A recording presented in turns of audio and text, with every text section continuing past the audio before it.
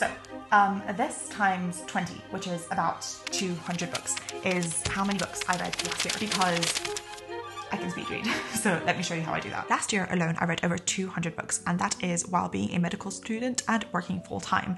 And a huge reason for this is just being able to read really fast. If you currently identify at all as being an average speed reader, I promise you that using the 3 techniques in this video, you'll be able to at least triple your reading speed in just a few minutes of practice. Now, I feel that a lot of modern books or self-help books or business books literally have more chapters than legitimate points to make, and it becomes almost a fight for me to be able to save my time and not waste it on reading a lot of fluff and useless things. Now, before I get cancelled, I just want to say this is not a technique that I recommend or use myself for things like Shakespeare or philosophy or works of literature or anything nice like that. This is for the sort of authors that have one good idea and instead of tweeting it, write a whole book on it, and it's therefore very frustrating to go through all of these things super slowly. And also I use this in my exam papers or other places where speed reading tends to be a huge benefit.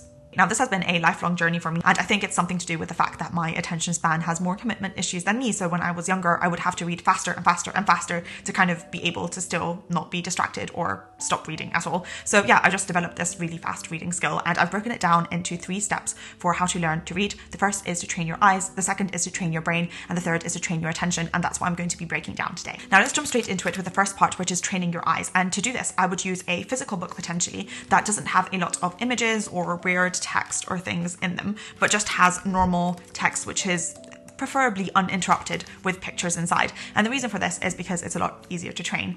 Depending on how fast you want to learn, or depending on how good you are at the moment, you ideally want to pick a text which is slightly larger, because the smaller the text, the harder this is going to be. So hard mode, small text; easy mode, bigger text. And I quite like the size of the text in this book. I think this is perfect to try to practice in, but you might want to go for even something slightly bigger than this to start with. The first thing you want to do is to pick a book that you haven't read. Please don't pick a book that you've been reading again and again, because if you half remember what you're reading, it's not going to be fair. You're not actually going to be kind of stretching your skills a lot, and you might be cheating unintentionally by just knowing what comes up next. So pick a book which you've wanted to read in a long time but you've never read before. The first thing you want to do is establish your baseline. There are between 250 to 500 words in a single page on a book, depending on how big the spacing is. So just have an estimation of how many words are on a page, and then try to see how long it takes you to read 2 or 3 pages and divide that by the number of words, so you have your baseline starting rate of reading. This is absolutely not necessary. I don't do these measurements because I don't care, but if you want to see that you have kind of a huge change, or to see where you can get to, it might be fun to quantify this if you're into that. Okay, so this is where we're going to start training our eyes to read faster, and what we're going to be doing here is something that you can learn in literally 30 seconds now in this video, and that is to just use your peripheral vision.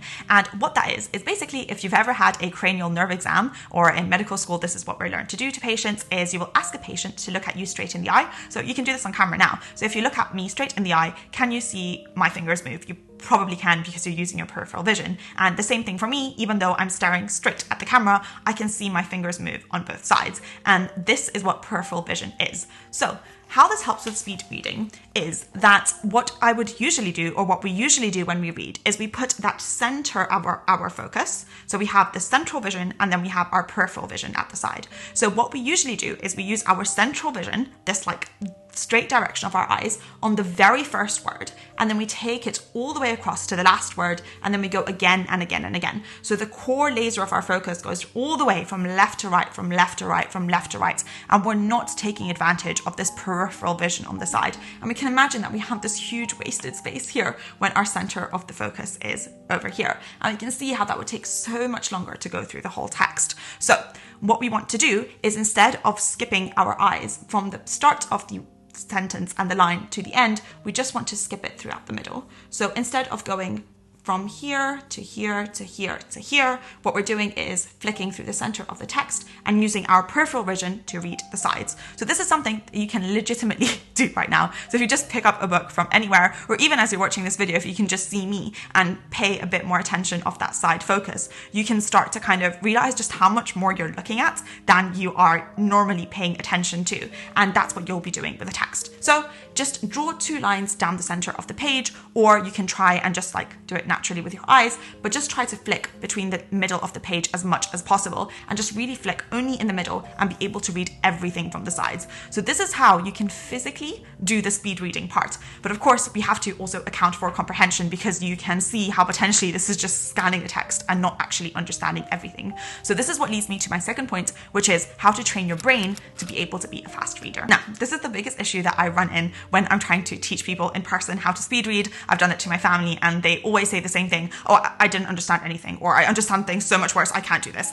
And this is where I start to get a bit frustrated. I'm like, no, it's normal, it's good, it's fine. You just have to do that a lot longer and then you get over it. So basically, when we're reading very slowly, it's obviously a lot easier to comprehend everything that we are reading. But when we are speed reading, there will be a huge amount of comprehension loss, which is basically reading things but not actually absorbing what we are kind of seeing. So this is what we need to start getting used to and what we need to start challenging. If we're always reading at our 100% comprehension, we won't be able to read faster and faster, because the moment that we start to not understand things, we're just going to stop and go back to our original speed. So I think we need to use a text that we are not studying, or that's just a practice paper or a practice book. And we just need to practice reading at 70 or 80% comprehension. So yes, I'm literally saying you want to read something while you're only able to understand 70% of it. And when you're at that stage, then you can start challenging yourself. Okay, how can I make myself understand this better? And this is where I'm going to get to my top tip, which is visualization. This is so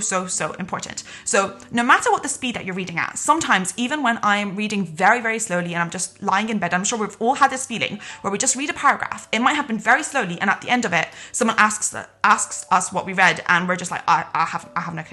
We just looked at the text. We technically read it, but we didn't understand everything. And this happens at every single speed. It's just so much easier to do at a faster speed. So the key around this is to visualize what you are reading. So you're not looking at the text, you're not scanning the text, you're properly interpreting this as a mental image in your mind, and you're constantly building this image as you are reading.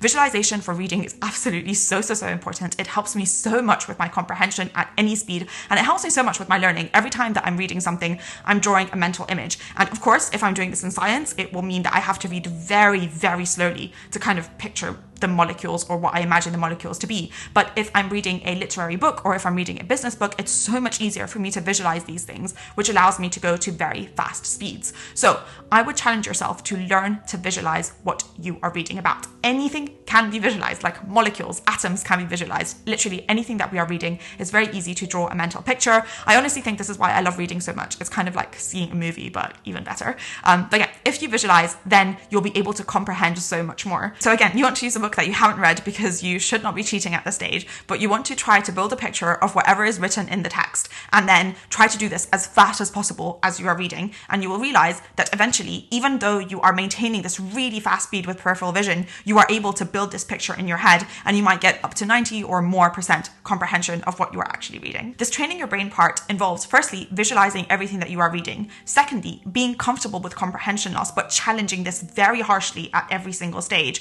and always trying to train yourself to read at a level where you are at 70 or 80% comprehension, because that is how you can get faster and faster at what you are doing. And lastly, it's such a good train for your focus, because when you're doing this, you want to be in a very comfortable position. You want to be in a space that is potentially quite quiet, so you can focus 100% on what you are doing. And I found speed reading to be such a good way for me to train my focus, which is usually quite scattered. But through training myself to speed read, I have gotten very, very good at being able to laser focus on something when I need to. And you do need this laser focus, because otherwise you're just playing around with your eyes rather than actually involving your brain and comprehending what the hell is happening on paper. And lastly, we get to our third point, which is training our focus and maintaining this exercise without exhaustion. And I will say it is genuinely the most tiring thing in the world. If you are speed reading really, really fast for kind of like an hour or a prolonged period of time, it genuinely feels like someone just took out your brain and beat it with a baseball bat, because it is so tiring. It takes so much energy and so much focus, and it leaves you so drained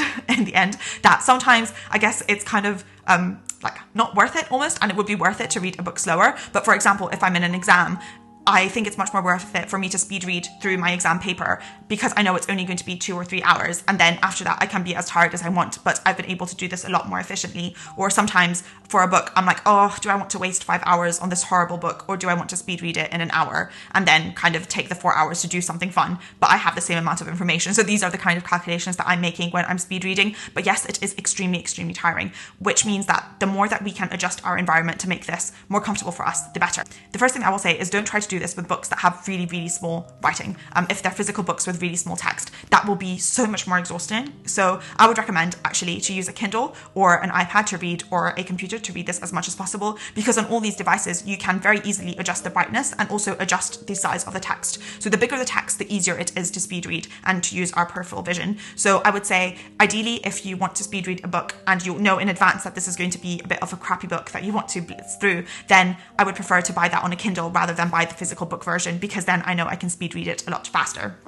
So that's the first thing, adjusting the screen brightness. So either when it's very dark to have it to a dark screen so it doesn't tire out my eyes, or when it's daylight to have it to quite a bright screen so again I can actually see what I'm reading, is really, really helpful. And also lastly, this is a bit of a cheating thing, but it really, really helps with speed reading, and that is to spread the attention across many of my senses. So what this means is that sometimes if I want to speed read a book, I will also buy the Audible version of the book, or I will buy the audiobook too. So I will have the physical book in front of me and I will also be listening to the audiobook, because what that means is it really, really helps me maintain my focus. Because for example, if I'm speed reading and I just get tired, it's very easy for me to just do this and leave. But if I have an audiobook, it's so much faff to kind of pause the audiobook at the right spot and then take a tiny break and then start again. So it kind of forces me to not stop, which I mean sounds a bit toxic, but it's all self-imposed, so it's fine. So I will just play the audiobook while I'm reading, and that will help me speed and breeze through the book as fast as possible. Also, things like using your finger to trace what you are reading might really help, but I think the main thing here is using a large size text, and that genuinely makes the biggest difference. And also using an audiobook at the same time also really, really helps kind of maintain that focus for prolonged periods of time.